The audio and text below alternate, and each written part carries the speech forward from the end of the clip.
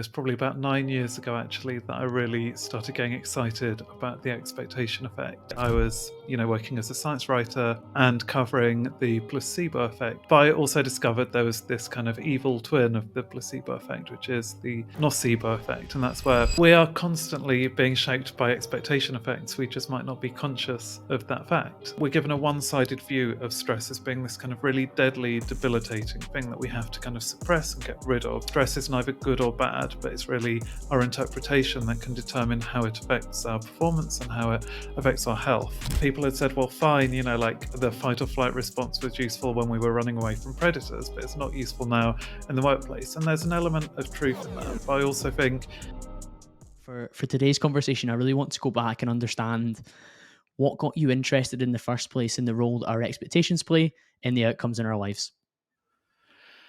Yeah, I mean, it's kind of that book had been brewing for, years. It was probably about 9 years ago, actually, that I really started getting excited about the expectation effect. And that came, it was kind of just this convergence of two different parts of my life. Professionally, I was, working as a science writer and covering the placebo effect, which I think most of us know kind of roughly what that is. It's where our positive expectations bring about better outcomes in medicine.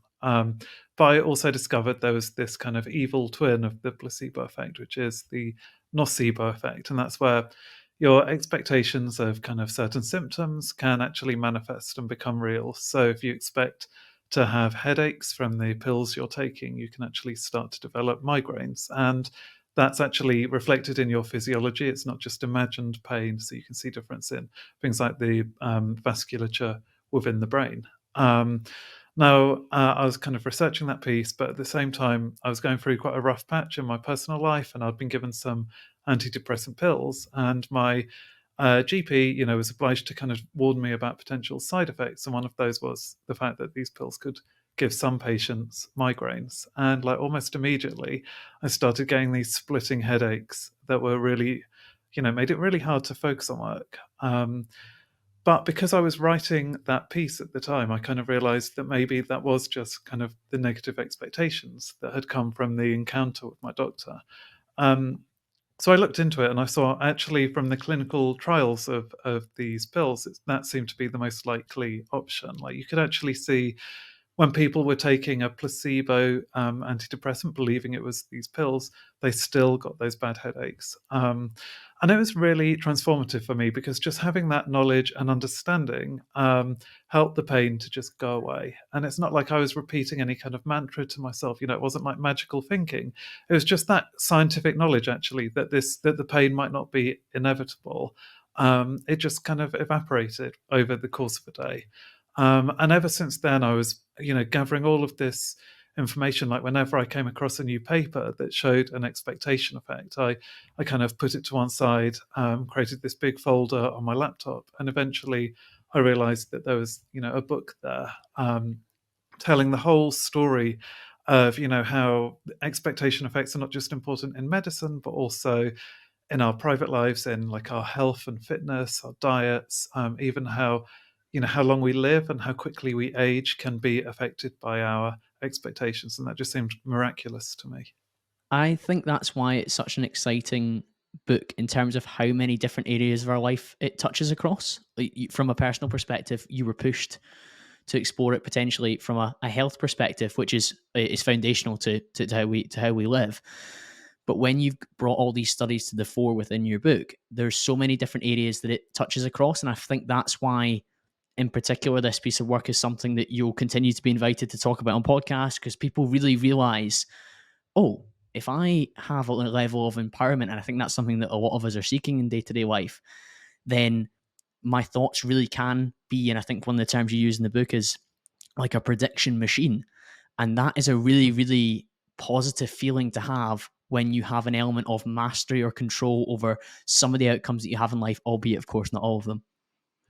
Yeah, that's exactly how I see it, is that we are constantly being shaped by expectation effects. We just might not be conscious of that fact. initially I wasn't conscious of the fact that I was being shaped by the expectations my doctor had created.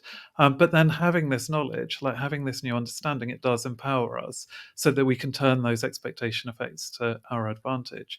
Like you said, the brain is a prediction machine. So it's actually fundamental to the way we've evolved to process information, is the fact that the brain is constantly creating simulations of the world around us, of the events it thinks are most likely to happen, and then kind of preparing the body for the challenges that it thinks it's going to face.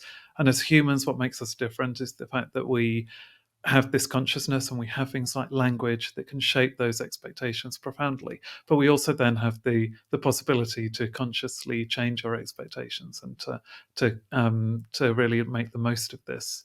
So yeah, that's why I'm so excited about it. Absolutely. And when you were talking about the expectation effect, my understanding is that it has three different major mechanisms that it acts upon.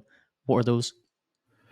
Yeah, so it's changes to our perception, and we can see this in kind of visual illusions. So when Notre Dame was burning, some people thought that they saw the figure of Christ in the flames. Now, I don't want to take away from people's religious experiences, but from a scientific perspective, we would say that that was an expectation effect that was changing our perception. That actually, the expectation that there might be some kind of spiritual phenomenon there was changing the way that the brain processed the image, the information coming in from our retina, and kind of created that sense that there was a real figure there. But then it can also change our behavior, and that is really important as well and shouldn't be dismissed. So if you have higher expectations of your fitness, for example, you're more likely to exercise, which is a good thing to happen to us. But finally, it can also change our physiology. So when we have certain expectations, as I found with the expectation of experiencing a headache, that can actually do things like change the balance of chemicals within your brain, your hormones, the cardiovascular system, the nervous system. All of these are controlled by the brain essentially, and we shouldn't dismiss those physiological changes because they can be very profound and they can actually push us towards recovery from an illness, or they can push us towards further sickness.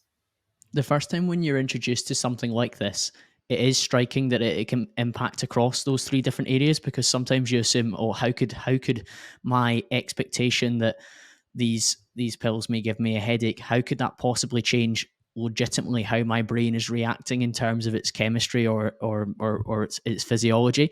That is quite a stark realization for some people listening to this. They're like, oh, so my expectation that I'm going to be nervous before this speech, it actually becomes a self-fulfilling prophecy because of the way that my body reacts to the term nervous, for example. Yeah, exactly. And so, like, it seems kind of miraculous, and I certainly don't want to suggest that that we can perform like actual miracles with, say, like there's some idea on some parts, in some parts of the internet that like positive thinking can cure cancer, for example. I don't think there is a plausible mechanism how that would work. But we do know there are lots of specific mechanisms by which the brain can influence our physiology. And so I'm really in the book kind of focusing on those well explored, well determined mechanisms. But yeah, the obvious example of this is if you think about your favorite food and you know, you kind of know it's close by, like your mouth starts watering and your stomach starts rumbling. Well, that's actually the fact that your body is preparing all of these enzymes to digest the food. There's nothing mysterious about that. We expect that to happen. Similarly, if you know that you've just been out for a meal and then someone that was eating with you becomes violently sick, that can create a feeling of nausea and might make you vomit as well. Again, that's often just an expectation effect because it could be that the food was totally fine that you ate. So we Food accept that poisoning this by happens, but osmosis. again, You've inherited somebody's food poisoning because you assume that you must have had the same challenge. that's it. And it makes evolutionary sense because if there was some pathogen in that food, it makes sense for you to kind of expel it before it's caused damage to your digestive system too. But I'm not really talking about any mechanisms that are more, surprising than that in a way. It's just we don't fully acknowledge or use them to our advantage. And so you mentioned this stress expectation effect. There's actually our interpretation of stress that can really determine kind of how we respond to a new challenge. And I think like in our culture, we're really fed a lot of uh, like I don't want to say that it's misinformation, but I think like we're given a one-sided view of stress as being this kind of really deadly, debilitating thing that we have to kind of suppress and get rid of through all kinds of techniques, including say mindfulness or distraction. But actually, the truth is that stress is neither good or bad, but it's really our interpretation that can determine how it affects our performance and how it affects our health. And so, what the research shows is that actually, if you recognize that stress um, can be adaptive, that actually those butterflies in your stomach can help to motivate you, that your heart is racing because it's pumping oxygen to your brain, which is good to help your thinking, and that kind of jangling feeling in your body is actually kind of keeping you alert and on the ball.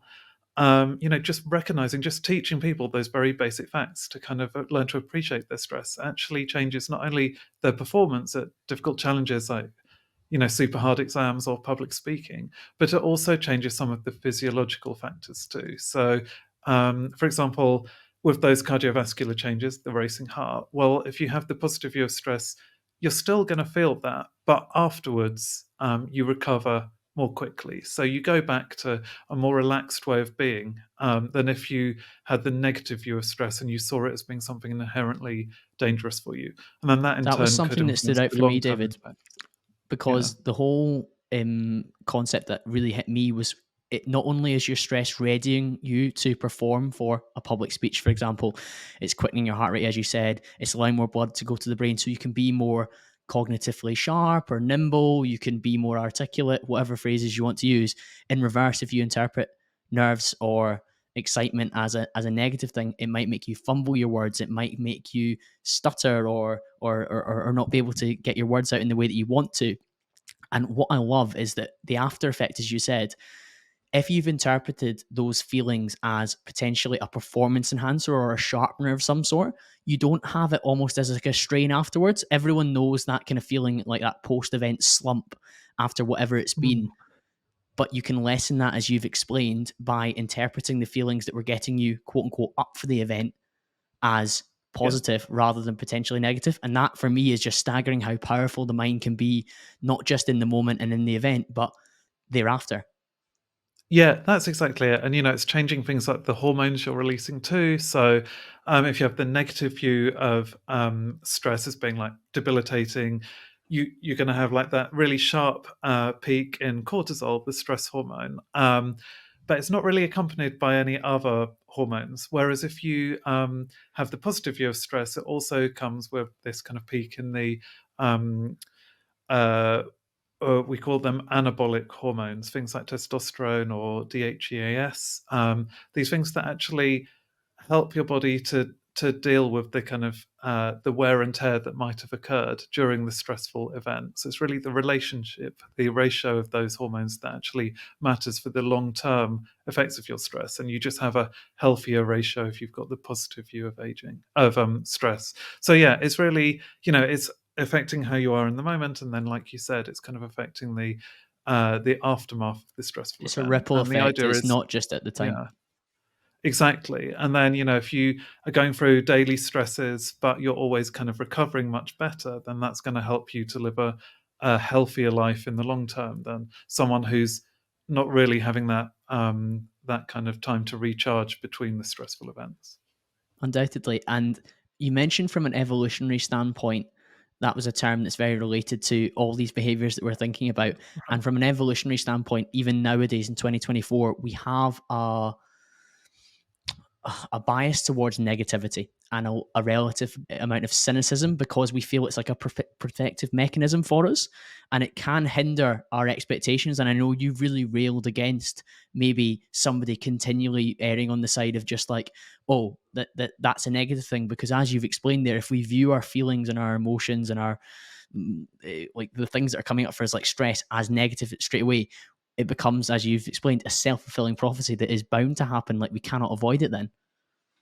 Right, exactly. Like it would be unlikely that we would have evolved any kind of response if it was purely negative, because it has to serve a purpose. And I think in the past, people had said, well, fine, like the fight or flight response was useful when we were running away from predators, but it's not useful now in the workplace. And there's an element of truth in that. But I also think that's still too binary, because actually, say with something like stress, it's not a question of either you're like super relaxed or you're in the fight or flight response. There's actually lots of gradations of stress. And the idea is that actually if you take a positive view of stress, you're not really going to go into fight or flight. You're just going to be in one of those lower gradations where it can be adaptive and useful without being dangerous. And that's true for all kinds of negative emotions, things like disappointment, general kind of sadness, frustration.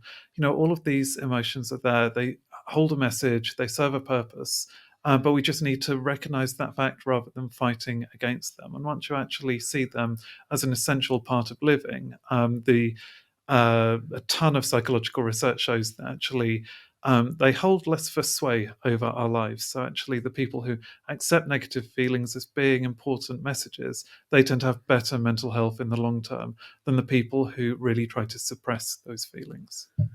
That was one of the key things that I learned from you, where if you immediately associate every term with a negative, then that's of course what's going to be the case, and you can actively cause yourself more stress and have worse effects from any feeling that shows up by automatically assuming that it's going to be a bad thing. Whereas if, as you said, if you maybe view it as a gradient and like a somewhere along a chart, it's not always necessarily at 100 where you are going to feel the worst effects of it. Some of it could be at a very slight level, which can be an actual positive outcome for you if you choose to do so.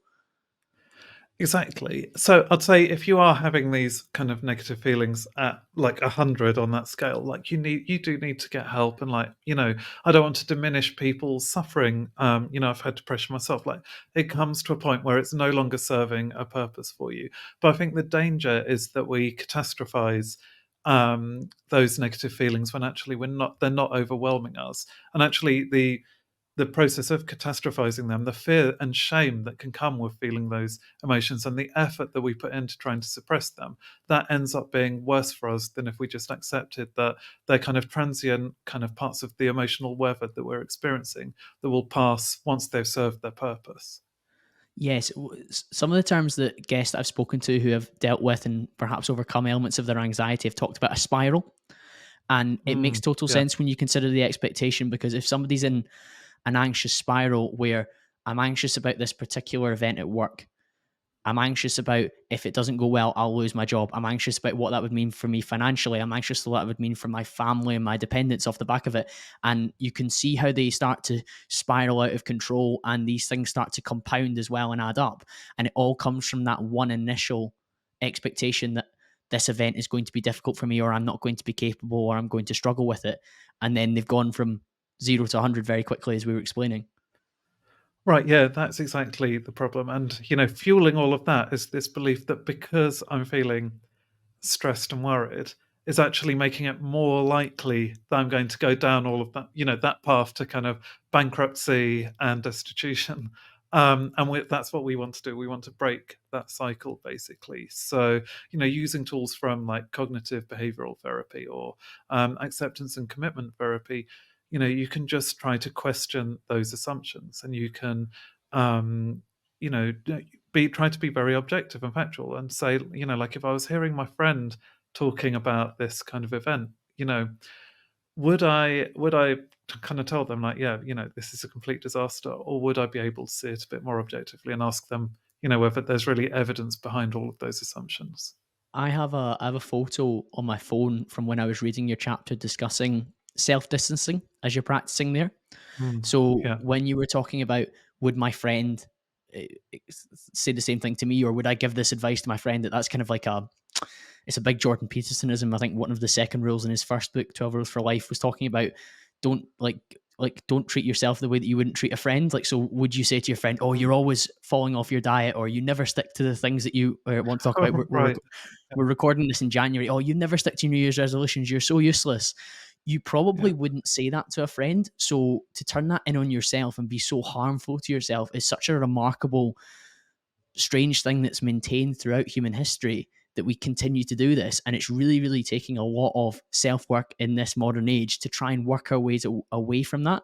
And self distancing, as you said, where there's like and this is one of my favorite things I learned from another guest, Dr. Aria, there's the stimulus, there's a gap, and then there's a response. But for me, learning Mhm. about things like the expectation effect, I can fill that gap with useful information that allows me to interpret my feelings in a better way, and then choose for what my response is going to be a lot more wisely off the back of that. And that's why, like, sometimes I like to piece together different things that I've learned from guests and Mhm. build up almost this like repertoire of things that I use to deal with particular situations. And anything that allows somebody to visually process that when they're driving in the car or in the gym or wherever they are listening to this is huge for me, David. And that's why I'm so appreciative of your work. Thank you. Yeah, I mean, that's really what I think we all want, is that kind of toolkit that you mentioned, where there's multiple different ways of interpreting the situation that we're in. And, I try to emphasize this in the expectation effect as well, which is that it's like sometimes, people will find it difficult to apply one kind of technique. Like, so we shouldn't beat ourselves up about that. It's not like if you're doing like a new presentation at work and you are getting really nervous and you're really struggling to see the adaptive benefit in that you don't then have to feel guilty because like you're finding it difficult to apply the expectation effect. You can turn to some other strategy instead. Like I would maybe turn to self-compassion. There's a huge amount of research showing that self-compassion is really important for our mental health. And so I would just, like try to tell myself, even if I feel nervous, like that is also totally acceptable. Millions of people would feel exactly the same way. It's actually just a part of it's part of being human, is that sometimes like your emotions are going to feel overwhelming, but you don't have to like beat yourself up about that either. So yeah, I really think that's important. Just accumulate throughout your life as many of these mental tools as you can. Stress is an area that we've managed to go deep on so far in the conversation, but you looked at so many other areas. One of the ones that was the most interesting to me was around diet. And you've already mentioned there that when we're thinking of our favorite foods, our body starts to almost prepare itself to have that food and enjoy that food. What else did you Mhm. find in that space? Yeah, loads. I mean, so there's one study from the 1970s that I love, which looked at women with anemia. And um, basically, it was a Swedish and a Thai cohort. And what they found was that they could either give people on the Thai women, they could give like their own food or the Swedish food or just this really nasty kind of mush, whereas like the nutrients were just all blitzed together, so it's a bit like baby food. And they did the same for the Swedish women. Um, Now, nutritionally, all the meals they were receiving were identical. But what they found was that the women absorbed the most amount of iron from the meal that they preferred, that was culturally relevant to them. So for the Thai women, if it was a delicious Thai curry, they got the most nutritional benefit from that. But the Swedish women, it was going to be, I can't remember what they had. I don't think it was like a burger, but it was kind of typical Western food. But and that just kind of really spoke to me about the need to um, to maintain our pleasure and excitement about what we're eating. So even if you're on a diet, even if you're trying to control your calories, you shouldn't think that pleasure is an essential ingredient. You need to be celebrating life with the meals that you eat. And then there's all of this research showing that actually that's the best way to lose weight as well, because your hormonal response to the food depends on the kind of pleasure and satisfaction that you're expecting to receive from that. So if you see a meal as being a real treat, your levels of the hormone ghrelin, which stimulates hunger, they're much more likely to fall after you've eaten compared to if you eat something that is quite, you think of it as being quite bland. You might think it's kind of healthy for you, but you don't think it's delicious. When you eat that kind of food, like the ghrelin kind of doesn't change so much. So it's really counterproductive because then you still feel hungry and you're going to kind of reach for the cookie jar later on. I find it so fascinating because ghrelin, sorry, is a hormone that I was aware of through numerous times doing different diets for like bodybuilding photo shoots and dieting down to my leanest possible level. And I knew that as I got leaner, my ghrelin was higher. But understanding that I can actually manage that through my expectations of how filling or how tasty a food is going to be is so, so important. And I've always found the easiest I've found to stick to a diet is not necessarily to include foods that are always traditionally seen as, oh, that's a real health food, but to include foods that I enjoy but still meet my calorie intake and my macronutrient profile that I'm striving for, but that I Yeah. enjoy eating in the process. So, say, for example, I quite like broccoli, but I absolutely hate green beans. Well, I'm going to have the broccoli, but the equivalent calorie amount is the green beans, but not just because, oh, green beans are meant to be a better bodybuilding food. And you're thinking, okay, well, it doesn't really matter because as long as I come away from that meal more satisfied or more content, and my expectation is that I'm going to be happy after it, I'm going to be in a much better position to maintain my diet and my structure and not go and snack and do whatever it is off the back of it. And when you like kind of joined that together for me, I was just sitting thinking that makes an awful lot of sense when it comes to dietary adherence as well. Mm, yeah, exactly. I'm totally with you with preferring broccoli to green beans, by the way. But you know, these are personal choices, and they're what we have to make ourselves. But the temptation, yeah, especially if you're kind of following this new kind of diet fad, is to just like eat things that you actually find disgusting, but just because you believe they're going to bring you the greatest benefit for whatever you're wanting to achieve, whether that's weight loss or muscle gain. But actually, like, there's nothing wrong. You're not going to be punished for it for having a food that is slightly less like nutritionally beneficial if you really enjoy it and you're more likely to stick to that diet. So it's finding the balance. But I think all too often we forget about the pleasure component and we only focus on kind of what objectively we're getting from the food. Equally, one of the studies that you shared was around how France has better health outcomes than the UK and the US, despite eating relatively similar, but also a higher level of saturated fat, which is linked with cardiac health challenges. But a lot is to do with their interpretation of the foods that they eat. Can we go into that in a little bit more detail, David? Yeah, so that's the famous French paradox, and there's been loads of kind of theories about why that might be. Like, one popular theory was that it's because of the wine that French people drink. So, you know, I mean, I'm not dismissing that totally because we know that wine does have kind of useful antioxidants that might be beneficial in kind of smaller doses. But I think what's also more telling is the attitudes to food, and so, like, you know, if you give these kind of questionnaires and you ask kind of French people or American people, kind of what words do you associate with cake? For French people, the most likely answer was like celebration. For American people, it was guilt. Similarly, if you kind of ask them, you know, what do you think of vegetables? Like French people would answer delicious. Americans people would be like healthy or something. And so I think like that attitude is really important for what we're talking about, which is that you can take pleasure in all kinds of foods. So you can find health, like traditionally healthy foods, like delicious, and you can get that satisfaction from those. But when you treat yourself, you don't also kind of wallow in guilt either. That you just accept that that was like something to celebrate at the time, but that you don't have to then beat yourself up about afterwards. Because as you've explained, your hormonal response after that meal will be different, despite the fact that you've had the Yeah. same food as the person sitting next to you. Their hormonal response may be different based on their interpretation of what they were expecting thereafter. And that's where there's always a line between this kind of pseudoscience that people come up with in terms of like, this calorie is radically different from this calorie. And there is some merit in that discussion. But if you are predisposing your body to deal with the food that you're eating in a different way, then of course you're going to respond differently. You're going to potentially process it differently. You're going to behave differently and behavioral was one of the key mechanisms you mentioned.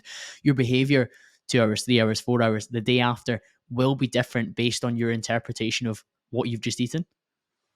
Yeah, that's exactly it. And so, say if we look at that kind of response to like eating a slice of cake, we can actually see the expectation effect occurring kind of before, during, and after we've had that. So, beforehand, there are studies showing that if you really think carefully and kind of visualize and imagine how much pleasure you're going to get from a slice of chocolate cake, the more you kind of really appreciate that, you're actually more likely to take a smaller slice than someone who hasn't really thought much about kind of what the experience of having the cake is going to be. It's just that you recognize that you don't need so much to get the pleasure that you want. Like you might actually recognize that a bigger slice is only going to make you feel kind of sick and overly full. So already actually accepting the pleasure of food can limit your calorie intake. And then as we've discussed, like actually getting a lot of satisfaction from that food can change things like the ghrelin levels. So afterwards, you're going to feel more full up, even though you had a smaller slice of cake. And then I think there's the component of like whether you feel guilt or not at having had that cake. Um, there's this phenomenon in psychology called the what the hell effect, which is that if you're on a diet and you break your diet, just in one instance by having a slice of cake, lots of people are more likely then to just kind of break the diet again and again and again. It kind of cascades because of those feelings of guilt, reduce their sense of self-efficacy. It kind of creates this self-fulfilling prophecy where they just think, "Oh, I don't have any self-control, so I might as well just kind of give up entirely." If you see that slice of cake as not being something to give you guilt, but actually like as a treat that there was like a reward, you can celebrate it. It's like a one-off event. You're more likely to just kind of account for that later on, maybe eating less for your dinner. You'll stick to your diet for far longer, and that's also really important. So actually, there we're seeing changes in perception, behavior, and physiology, and it's all helping us in our goal to lose weight. It's a great example, as you say, and you are completely correct. If you don't choose to move forward and you throw the baby out with the bathwater, and you either behave in a really restrictive and negative way afterwards, you're going to reinforce those kind of binge and restrict behaviors that we Yeah, see in many eating disorders. But also, you may just decide, as you say, just hit the fuck it button, and you just eat everything in sight for the right. for the next few weeks, and you just fall off your diet until you kind of stumble back onto it, and there's going to be no progress through that as well.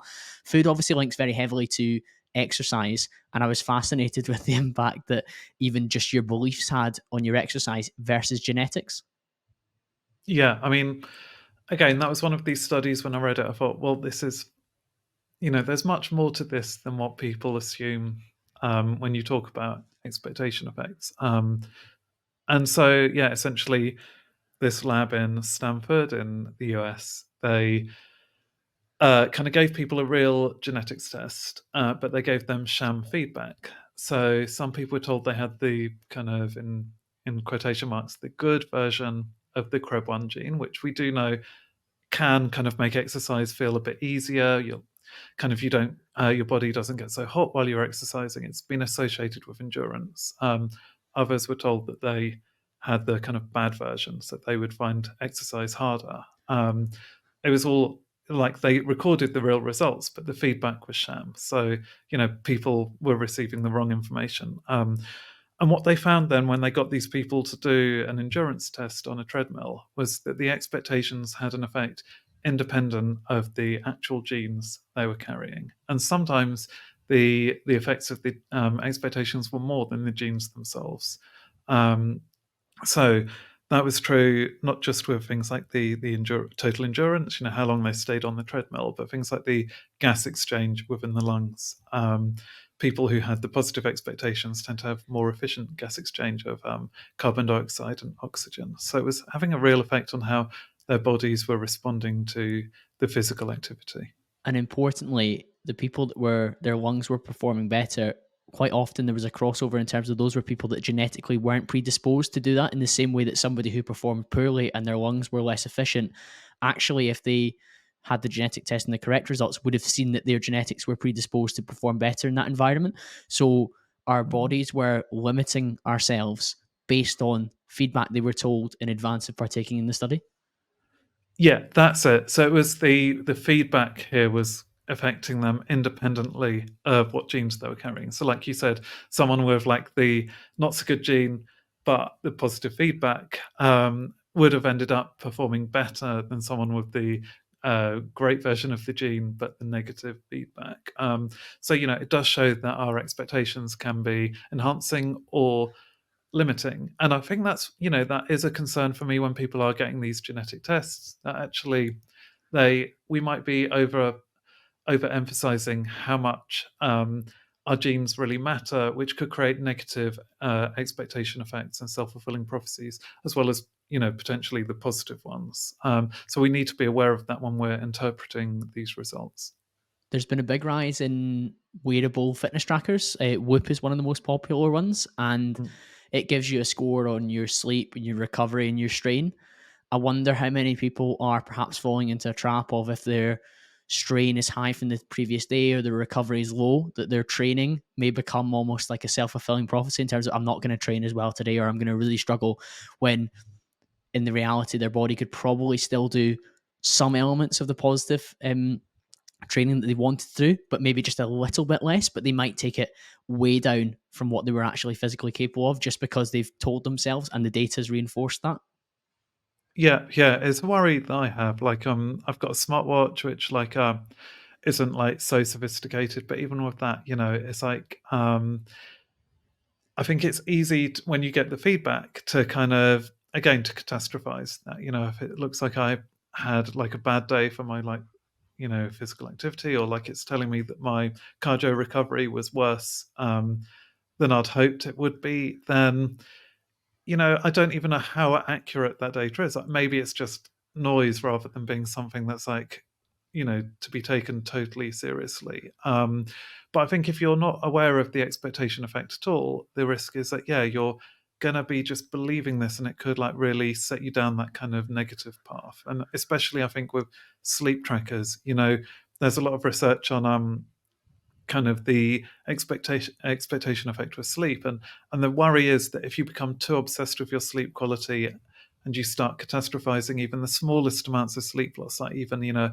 waking up for 15 minutes in the middle of the night, that's actually having a negative effect. The expectations themselves are having a negative effect on all kinds of parameters in the day, so things like uh, your mood, your fatigue, sense of fatigue, how are you doing cognitive tests. It's also then creating like extra strain when you're trying to get to sleep the next night, and might actually contribute to further insomnia. So yeah, we have to be really careful not to allow ourselves to go into that negative cycle.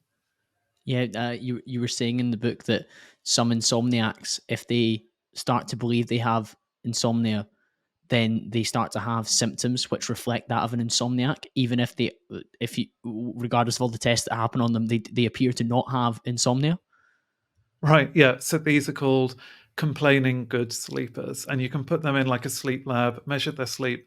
They probably get 7 or 8 hours, like easily enough to function, but they still report all of these daytime symptoms like Brain fatigue, fog. yeah, brain fog, yeah, exactly. They're really higher rates of depression. All of these things that you would associate with insomnia, and actually, the only thing that really seemed to depend on how much sleep you had, independently of the expectations, was the effects of insomnia on blood pressure. But even then, it was only if you had insomnia and you had the negative views of your sleep that you were more likely to have the elevated blood pressure. You could actually have people who had pretty bad sleep but kind of were quite sanguine about that fact, and they were still less likely to have the elevated blood pressure. So, it's quite remarkable. But it's really there it is the combination of the two that's the potent mix. But as one of the scientists told me, he said that our worries about sleep is a stronger pathogen than sleep loss itself. It's amazing, and I certainly think it's been positive to see people have more of a focus on sleep quality. And there's a lot of data out there that suggests that as you start to lose sleep, it can have a significant impact on your lifespan, your quality of life, etc., etc. But if you really get tied up in one bad night's sleep causing all these after effects, then you actually get into bed the night before and worry about it. And one of the big things for me is I know that if I have, say, an earlier alarm than I normally have set for myself, so say I'm going to get the train to Manchester or London and an alarm set for 5 o'clock rather than my normal 6:30, I toss and turn in bed so much more and sleep much less. And then the next day, I don't know how much longer I've been awake for, because I try not to look at my phone, I try not to look at devices during that time, but I see that I'm feeling just a little bit less on point, a little bit more reliant on caffeine to hit my normal levels of enthusiasm and extroversion, David. And I really think Right. there's a lot to that, because my mind is worried that I'm going to get less sleep And then guess what? I end up getting less sleep because I'm tossing and turning, worried that I'm going to sleep through my alarm, which I've never ever done in my entire life. Yeah, no, exactly. Like I have the same thing. And so when I was researching the book, one of the things that the strategies that I really liked and have tried when I'm experiencing something like that, and it's called having paradoxical intentions. So if you're really tossing and turning and you just can't get to sleep, like you just decide, fine, I'm going to try to stay awake. Like so it's not just like kind of waking up and reading or whatever, but you might just, even while you're lying there in bed, you're like, no, I'm just going to like keep my mind active. Like I'm not going to allow myself to sleep. And like this is why it's paradoxical, because actually as soon as people start doing that, the opposite happens, and they kind of relax into falling to sleep. So yeah, it's just that kind of question of you know, I guess fighting fire with fire. Like it just takes some of the pressure off of you, and actually, then that's what helps you to achieve your goal in the end. I think it's the removal of the pressure, as you say, because you start to downregulate. Yeah. And one of the most important things for sleep is you're getting out of that kind of heightened state and trying to get into a parasympathetic state and trying to downregulate the body. Right. Yeah. Exactly. So I often find actually, if I can find like a useful task that I'll do when I'm like trying to get to sleep. So I don't feel like I'm wasting my time if I have insomnia. So it could be something like if I'm, writing a new chapter of a book or whatever, and I'm like, well, fine, I'm awake, I can't get to sleep. So I'll just sit here kind of thinking about, how to plan that chapter, like, or, who I need to call. Then that often does the job. Like ironically, it just makes me fall off to sleep like within about 5 or 10 minutes. Yeah, it's brilliant. And one of the things I wanted to ask about was supplementation, and one of the things that stood out for me was the cyclist that was told he was getting a performance enhancing drug to improve his performance, but in fact I think it was just insulin. He was like, no, not insulin, sorry, glucose that he was receiving. What happened Right, there? yeah, exactly. Yeah, so this was Richard Virenque, apologies for the French accent, who um, so it was in the Tour de France in the late 90s, and doping was like really prevalent, and especially with the French team. But he had heard of this kind of new substance that was going around, and even his coach, who was not averse to doping, was like, I don't want you like right before the race to try a totally unknown drug. So he kind of got the kind of pusher to come to the room, but then replaced the actual substance with with this injection of glucose, like you said, just like injected it into Veronque's bum, and then allowed him to go and do the race. And Veronque like beat his previous records. He was like, you know, told his coach that was amazing, that was the best thing I've ever had, like it was like the time trial of my life. And of course it was completely innocuous. There's no way glucose could have changed his performance in the quantities that he was given. It was just his power of belief. But that, the research shows that a lot of the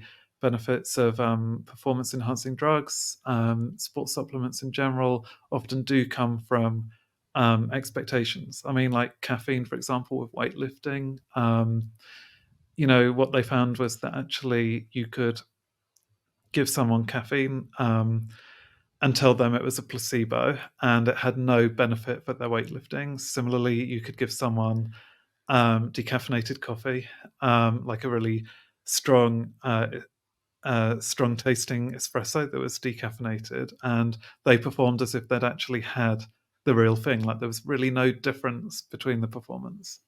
Yeah, it's amazing to see that. And along kind of linked to that was the study around cleaners and exercise, because again, that priming that they needed to get better results, it really shows the power of the mind, because this is far from an elite level athlete like the Tour de France cyclist. It's actually just people that were cleaning in a hotel.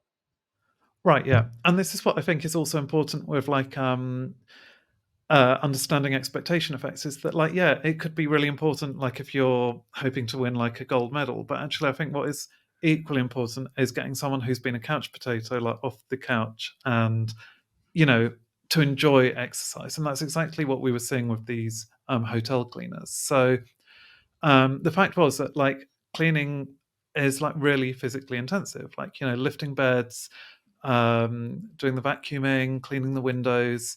It burns easily enough calories to meet the Surgeon General's advice for like how much exercise you need to get. Like, I think it's like 150 minutes of kind of light to moderate exercise each week. They're easily doing that, but they just they don't interpret their jobs as being a form of physical exercise. Like to these cleaners, and I think to most people, like getting exercise is like going to the gym, running on a treadmill, lifting weights. It's not just doing your day to day job. So these scientists, they were at Harvard University and they just wanted to kind of educate the cleaners about that fact. So there was no deception, but they were just saying, like, here are the facts. You're actually getting enough exercise each week. So they did that at 4 hotels, and then at the other hotels, they just kind of that was the control group. The cleaners weren't given this extra reassuring information. And then a month later, they visited to see if there were any physical changes, and there were. On average, the cleaners had kind of been on the cusp of having hypertension at the start of the study. By the end, their blood pressure had fallen significantly, so they would no longer be diagnosed with high blood pressure.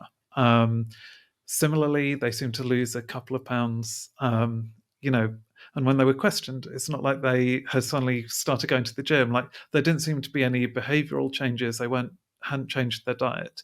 It did just seem to be this kind of expectation effect. Um, we have to be a bit skeptical of just one study like that, but actually then there was a similar but very large longitudinal study that essentially just asked people, like, how good do you feel about the amount of physical activity you're getting? Like, do you think you're getting more than the average person, the same as the average person, or less? And then they tracked their health over, I think it was a period of 7 years. They also, some of them had accelerometers, like I guess like Fitbits or whatever, that were measuring their real physical activity, and they had detailed questionnaires to check, what their lifestyles were like. What they found was that people's beliefs about how much physical activity they were getting, predicted their mortality of things like cardiovascular disease, independently of how much exercise they were actually getting. So you could have someone who was really not doing that much exercise, but who really thought they were being physically active, had a better outcome than the opposite. Someone who was doing a lot of exercise, but always felt like they just weren't getting enough. That's huge, isn't it? Because so many people have a negative relationship with exercise, whether they were growing up and they didn't feel it was something they were good at or didn't enjoy, and they just continue to shy away from it because their expectation is that they're going to hate it. And I think one of the things that you spoke about was like maybe somebody starts running on the treadmill and they're like, oh my god, I despise this. I feel terrible. I feel faint. I feel sick. I feel unwell. And guess what? They don't push through any of that inertia to reach a level of improvement, which would allow them to reap some of the benefits of exercise. And that, for me, is an encouraging part, as you said, to maybe get somebody off the couch who's really struggled, maybe he's put on a lot of weight, very, very, very obese, and really struggling for their health outcomes. They're more likely, if they have an expectation that, yes, it's going to be challenging at first, but I'm going to get better and I'm going to see improvements. And this feeling of pain is actually a relatively good thing, and it will start to decrease over time as I gain some form of mastery over this area and I actually put some time into it. I think that for me is quite an encouraging piece of data that should make somebody be a little bit more empowered about what they might expect to get from exercise. Yeah, exactly. Because I think, again, it's a question of kind of catastrophizing what we're feeling. And I think if you're not used to exercise, then like it can be quite scary when you're feeling breathless and your heart's racing. And again, it can turn into this kind of quite brutal, toxic kind of internal monologue where you're kind of telling yourself like you're not capable, and like you could even start telling yourself you're kind of disgusting or feel shame for the kind of state that you're in. But actually, like we should be appraising whatever level of fitness we're at. You know, when you are like undergoing some kind of physical strain, that's good for the body. Like it's actually that is what's building our strength and stamina. And just recognizing that fact, like however fast you're going, whatever state you're currently in, if you're pushing your body to its current limits, then that's what you need to do to kind of get on that positive trajectory. And alongside that, we just need to stop comparing ourselves to other people. So really focus on our own journey rather than looking at like Instagram kind of inspiration or whatever, because there's always going to be someone who is a bit fitter than you, seems to be achieving more than you. And what the research shows is that if you're constantly doing that upward comparison, that's making you degrade your opinions of your own abilities. So it's creating that negative expectation effect. And we really want to avoid that. Many of the studies that you shared had me like really intrigued straight away and almost questioning how is that possible. But the one that really stood out was the difference in how long somebody would live based on the Mhm. expectation effect. What did you find there? Yeah, I mean, that was one of those that I really initially like didn't believe. Like I was very skeptical. But then the more I dug into the science, I saw actually, multiple studies across the world, multiple teams, all like credible scientists. It's really robust and it's like very plausible science once you look at the kind of mechanisms. But yeah, there was a study from 2002 which basically asks some middle-aged people, like, what do you expect to happen as you get older? Do you think your life is going to get better, worse, or stay the same? And what they found was that those with the positive expectations of getting older lived for about 7.5 years longer than the people who had the negative expectations.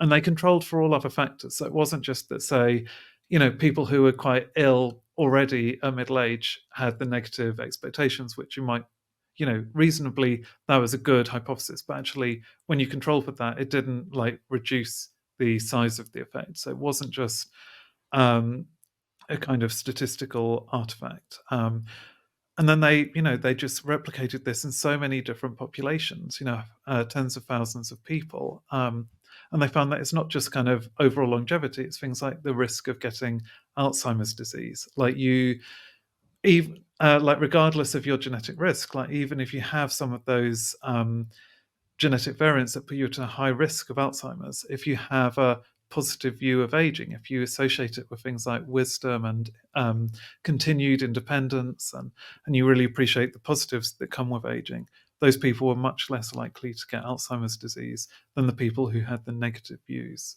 So then the question is, well, how could that work?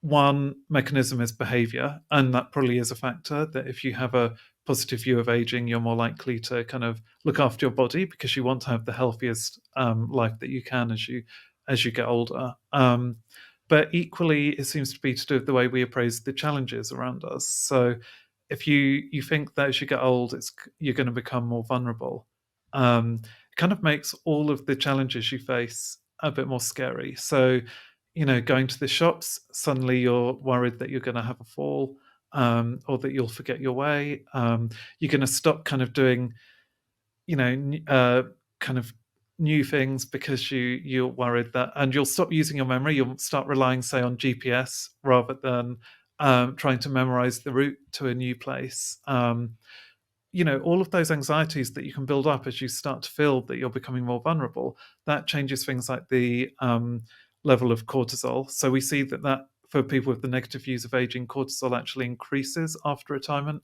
whereas for people with the positive view of aging, it kind of decreases because people are kind of settling into their new life. That is then associated with things like inflammation. And we know that chronic inflammation causes bodily wear and tear.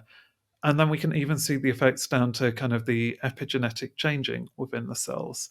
So, for all of these factors, the heightened cortisol, the heightened inflammation, you're actually seeing more genetic damage and kind of age related epigenetic changes. So, it's actually causing the kind of biological clock to tick a little bit faster if you have It's the negative remarkable, view. isn't it?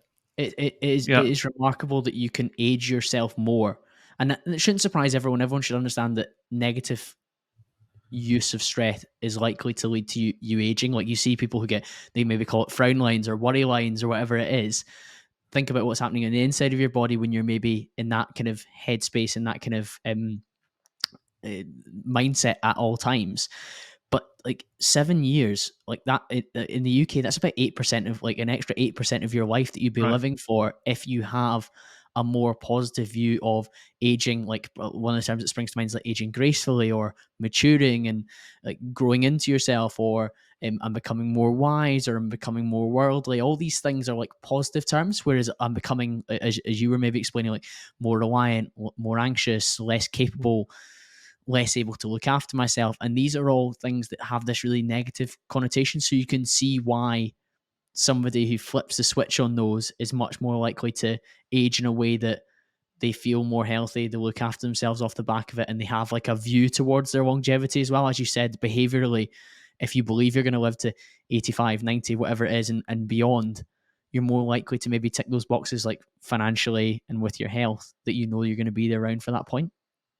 Right, exactly. And I think the two kind of the physiological and the behavioral mechanisms actually interact. So if you um like if you have the kind of if you have lower levels of cortisol, lower levels of inflammation, you're probably just going to feel a bit healthier, a bit more spry. And then that's going to make you feel like more capable of doing the physical activity. And then doing the physical activity is going to actually help to reduce inflammation and cortisol further. So it's actually, the two are working in tandem there. But what you don't want to do is if you have that negative view, you've got everything working against you. It's like your behavior's not going to be so good for uh, kind of preparing your body for the challenges that you face, and then mentally you're not as capable of facing them as well. And again, I'm not suggesting that we have to be these kinds of deceptive, kind of delusional Pollyannas, where we're ignoring the fact that aging isn't always like a bed of roses. Like there are some heightened risks that come with your later years, but it's just also recognizing that, like you said, like your wisdom increases. Like that is actually scientifically proven that older people, often their decision making is much better. They're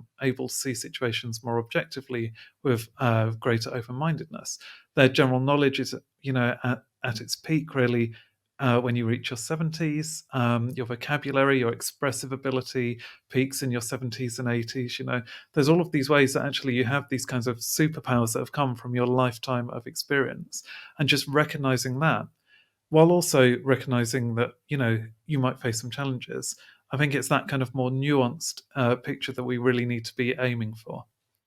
I completely agree. I think that would, for somebody who's not properly engaged with your work, they might see it as just purely in praise of positive thinking, like almost like a related to things like the secret law of attraction, etc., which I know you rail against. But I can completely see that it's a positive realism and trying to view things in a way that serves you in the future rather than like always blue sky thinking, because anyone that runs around with just blue sky thinking, they're going to get burnt at some point because they're not taking the necessary precautions to experience life. But I can completely see that if you employ the expectation effect and understand that there's the ability for you to view things positively and to move forward in a way that behaviorally, physiologically, and in terms of your perception of things is a more positive way than we're kind of programmed at this moment in time to think negatively. That's got to have downstream positive effects, and I think we've named so many of them today, and we've only scratched the surface. Right, yeah, that's exactly what I'm trying to emphasize, is that I think a lot of us are reflexively pessimistic. And in our culture, we have this kind of assumption that almost like cynicism and pessimism is by default the more rational state to be in. But actually, being like overly pessimistic is no more rational than being overly optimistic. We want that kind of sweet spot where we're accepting both, but we're making sure that we're not having that overly negative interpretation of events, that our mind still remains open to like the big picture, which I think is what I found when I first discovered the expectation effect when I was undergoing those terrible headaches caused by the pills I was taking.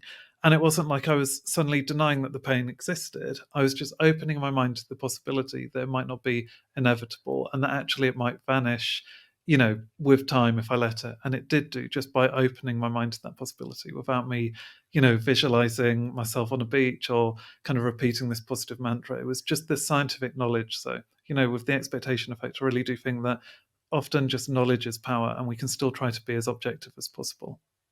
Agreed, David. It's a really empowering note for us to wrap up on, and I'm sure people are going to want to continue the conversation with you. If they would like to, where should they head towards? Cool. So my website is davidrobson.me. I'm on X as D_A_Robson. There's my Instagram feed, which is David A. Robson. And I'm also on Instagram Spreads if you want to follow me there. Brilliant stuff. Those will be linked in the show notes. David, I cannot advocate your book enough, and I'm sure we'll get another conversation at some point to talk about your upcoming work. But thank you to you, and thank you to you, the listener. I'll be back to speak to you all again very, very soon.